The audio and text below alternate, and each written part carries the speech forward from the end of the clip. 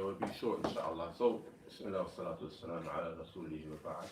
I just thought I'd make mention of a great shahid that Ibn Jawzi, he mentions in his book, The Virtues of Blacks and Abyssinians. It's this book here, you can buy it online also. It's not something secret that I have, in my library that no one else has. It's readily available for all, inshallah. Where he goes on the service guide to the main part. يا هذا حاكم نفسك عند حاكم عقلك لا عند قاضي هواك فحاكم العقل دين وقاضي الهوى يجور. Yeah? It says, O reader, control your soul by judging with your intelligence and abstain from making your desires as the adjudicator, yani for your actions. Indeed, the one who judges with his intelligence, will be pious, upright in his religion. And one whose judge is his desire will be a wrongdoer. ومن قبل مشورة العقل ومن قبل مشورة العقل مشورة العقل ومن قبل مشورة العقل لم يتجرأ لو وليت.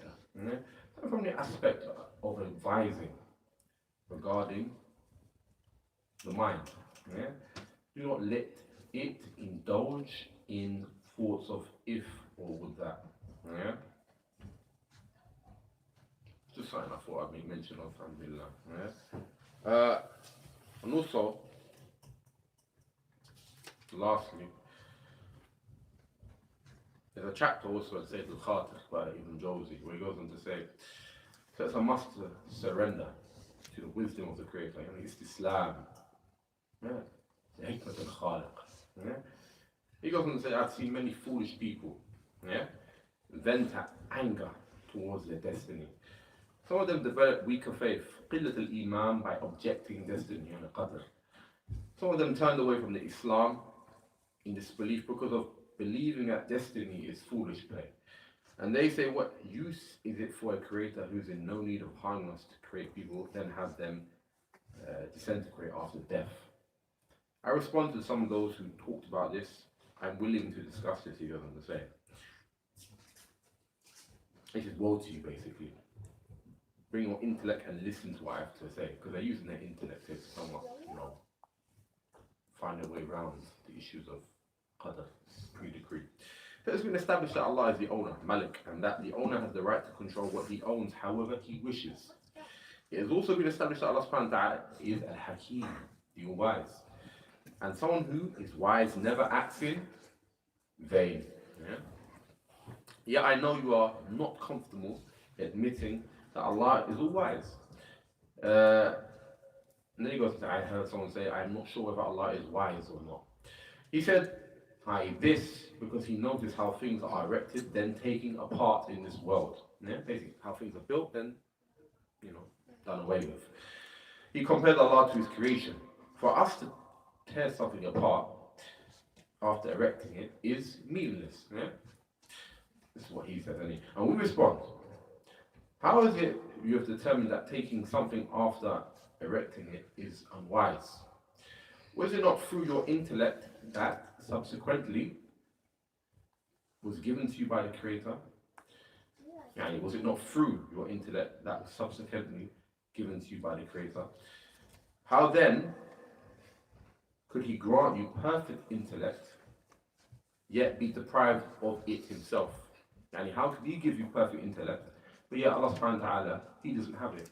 Because these people, they say, it doesn't make sense, our intellect doesn't, somewhat understand these issues. He put down Allah subhanahu wa ta'ala's wisdom, using his own intellect. Had he contemplated upon the realization of the Creator, of his intellect, aql, i.e. it being most wise, it is by his wisdom that he creates intellect. If a fair person thinks about this, he will no longer have any doubt. Allah alluded to this when saying, أَمْ لَهُمُ الْبَنَاتُ وَلَكُمُ الْبَنُونَ. Or is it that he has the females and you have the males? Meaning he kept the deficient girls and gave you the perfect boys. So the only thing we can do is to admit our deficiency and to say this act of a wise, knowledgeable one, i.e. this is the act of a wise, knowledgeable one, and we do not understand the wisdom behind it. Yeah? For example, Musa alayhi salam, yeah? He did not realize the wisdom behind the defecting ship and the killing of the boy. Yeah? Yet when Al-Khidr explained to him, he submitted. Yeah? So let us be with our creator like Musa alayhi salam, yeah? Who was with Al-Khidr. Yeah? Do we not see how nicely prepared food is when it's eaten before it turns into what we know? Yeah? We do not object to such things because we understand their overall benefit. So why cannot an individual, when it comes to Allah subhanahu wa ta'ala's actions, have not a hidden benefit? Yeah? As well as that what we are not unaware of. Yeah? The most ignorant of ignorant people, yeah, is a slave who seeks to know the secrets of his master, and he must surrender and not object. In fact, the only objective maqsood of the occurrence of strange things, yeah, ashya' ajiba, is to be tested by our submission to Allah subhanahu wa ta'ala's will. And he goes on to say, I've contemplated about the objective of death. Had there been no death, people would think there had been no creator, khaliq.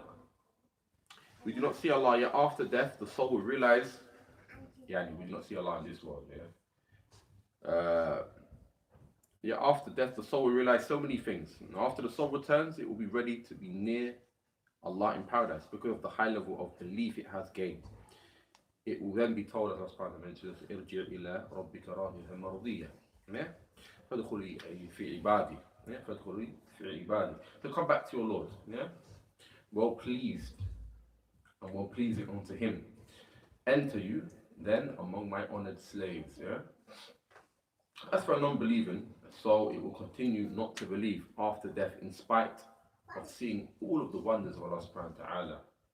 So it will be deserving of punishment, as Allah subhanahu wa ta'ala has mentioned, وَرُدُّوا لَعَادُوا لِمَا نُهُوا عَنْهُ. But if they were returned to this world, they would certainly revert to that which they were forbidden. Disbelief.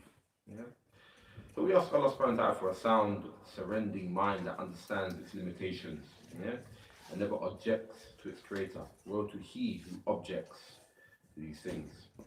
Would his objection repel destiny? He would only benefit shame. نسأل الله السلامة والعافية. جزاكم الله خير وصلى الله على محمد وعلى آله وصحبه وسلم.